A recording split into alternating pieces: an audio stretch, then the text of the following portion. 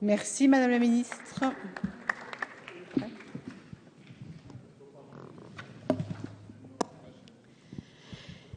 D'abord, je voudrais remercier l'ensemble des parlementaires qui se sont exprimés parce qu'effectivement, et le président Brottes a parfaitement raison, et je crois que vous avez été quelques-uns, notamment dans la discussion générale, à dire que cette loi était l'exemple même du travail parlementaire. Elle s'appuie sur des rapports, elle s'appuie sur des propositions de loi qui ont été faites, elle s'appuie sur des lois qui ont été votées, qui ont trouvé leurs limites.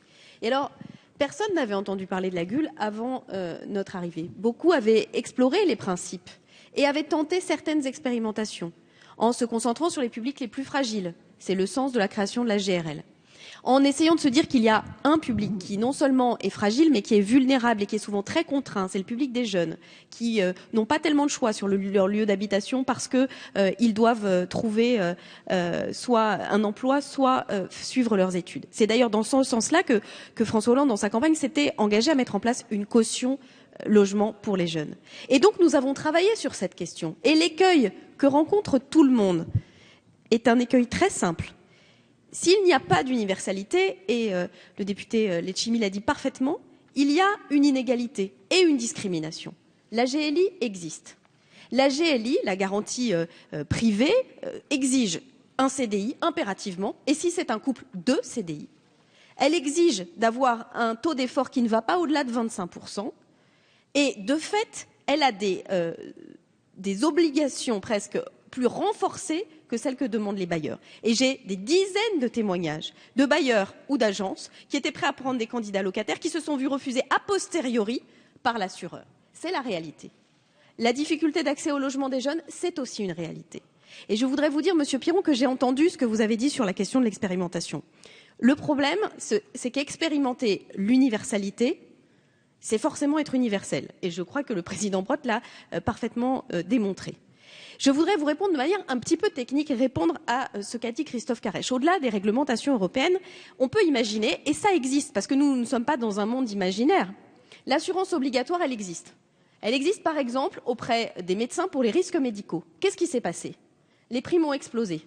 La situation devenait intenable et on a été contraint de mettre en place un fonds public de réassurance. Une assurance obligatoire à un taux fixe, ça existe déjà. C'est l'assurance sur les catastrophes naturelles. Quelle est l'exigence? Un fonds de réassurance public vers lesquels les assureurs peuvent se retourner puisque le taux est imposé. Si on décidait, dans cette hypothèse, d'une assurance obligatoire délivrée librement par les assureurs, qu'est-ce qui se passerait? Une modification du taux. Ça existe, une assurance obligatoire. Ça existe pour l'automobile.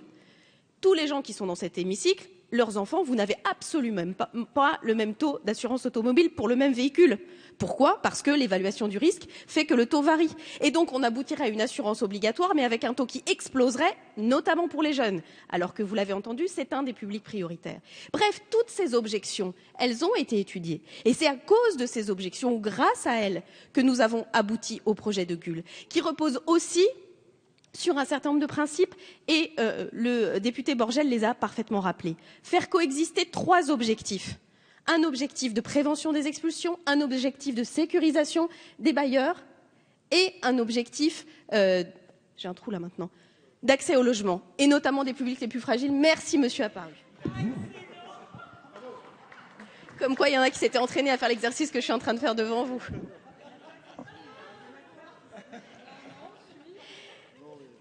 Et en même temps, je vous remercie pour ce moment de sourire parce que c'est un moment un peu grave. Parce qu'en vérité, ces questions-là, ces questions d'accès au logement, ces questions de sécurisation des bailleurs, tout le monde, tous les gens qui se posent la question du logement, se la sont posées.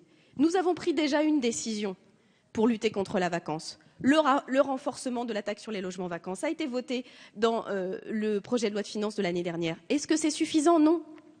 Est-ce que c'est suffisant? Non, puisqu'on sait même que certains on est maintenant à un taux qui va friser le taux de la taxe d'habitation, mais ce n'est pas suffisant. Pourquoi?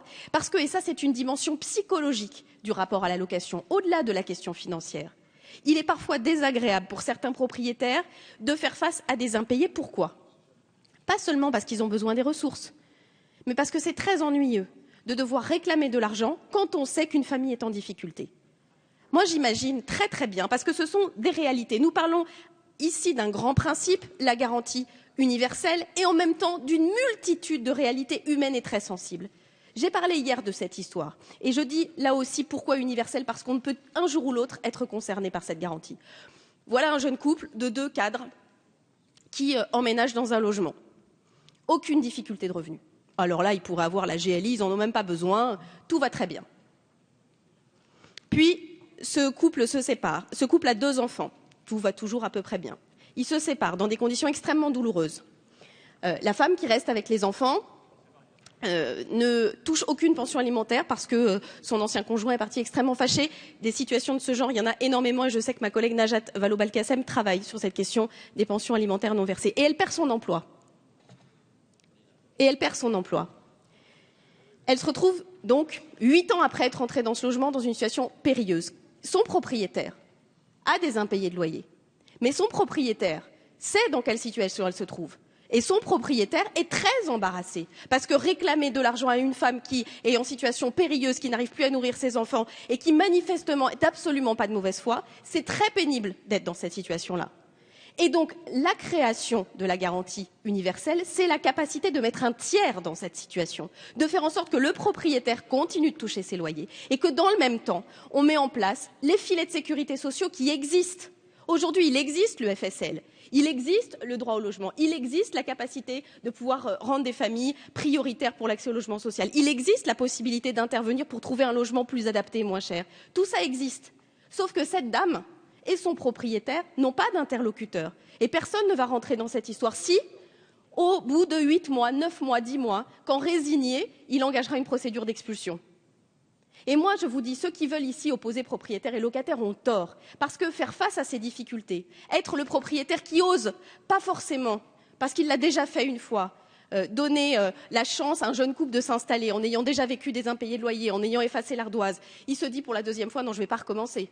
Alors qu'il était prêt à le faire, il ne le fera pas. On résout tous ces problèmes. On résout les problèmes des propriétaires et de locataires. Alors pourquoi un dispositif public? Parce que ce n'est pas un dispositif public, Monsieur Carèche. C'est un dispositif public et privé. Il n'est pas dans l'état d'esprit du gouvernement de créer un monstre technocratique avec des milliers de fonctionnaires qui assureront ces missions. Pourquoi? Parce qu'il existe sur notre territoire des professionnels qui savent faire ce travail. Des professionnels de l'immobilier, des organisations diverses qui sauront délivrer dans le cadre d'un cahier des charges. En revanche, la mutualisation nationale, celle qui permet ce coût le plus modique possible, elle n'est permise, et le président Brottes l'a parfaitement expliqué, notamment du fait des réglementations européennes, que par la création d'un dispositif dans le cadre d'un établissement public. Ce sera un dispositif très léger. Ce sera un dispositif qui sera en charge de la mutualisation, de la création du cahier des charges et du suivi des professionnels qui délivreront le service.